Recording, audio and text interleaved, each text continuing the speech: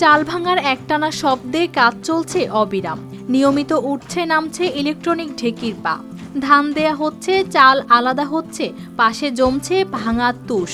পুরো কাজটা চলছে স্বাভাবিক গতিতে। কোনো তাড়াহুড়ো নেই কোনো বাড়তি জটিলতাও।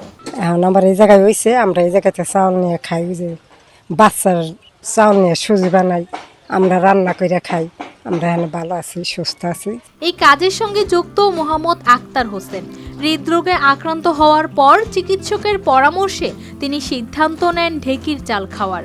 বাজারে এই চাল না পেয়ে নিজেই ব্যবস্থা করেন চাল ভাঙার। ফেসবুকে ভিডিও দেখে ধারণা নেন, পরে যশোর থেকে 1.5 লাখ টাকা খরচ করে কিনে আনেন 2টি ইলেকট্রনিক ঢেকি।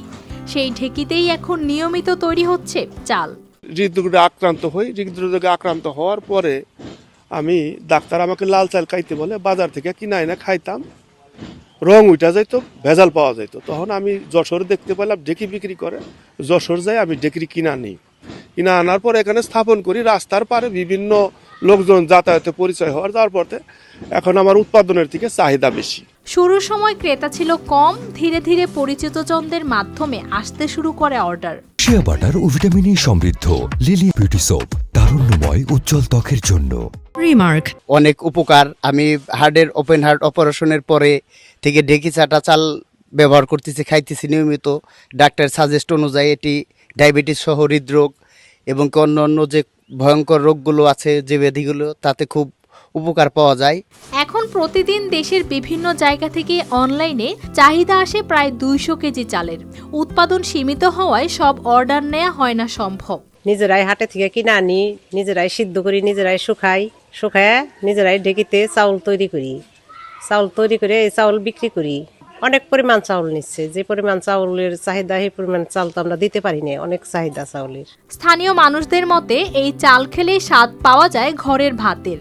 আমি এই আমন ধানের চাউলটা নিয়মিত খাই, আমি খেয়ে খুব উপকৃত হয়েছি। এই চাউলের অনেক উপকার আছে, মানে হার্টের সমস্যা থাকলে সেটা ভালো হয়। ডায়াবেটিস রোগীদের জন্য খুব ভালো। ইলেকট্রনিক ঢেকিতে চাল ভাঙতে সময় লাগে কম, কষ্ট হয় কম। পরিষ্কার পরিবেশে করা যায় কাজ, চালের মানও থাকে আগের মতোই।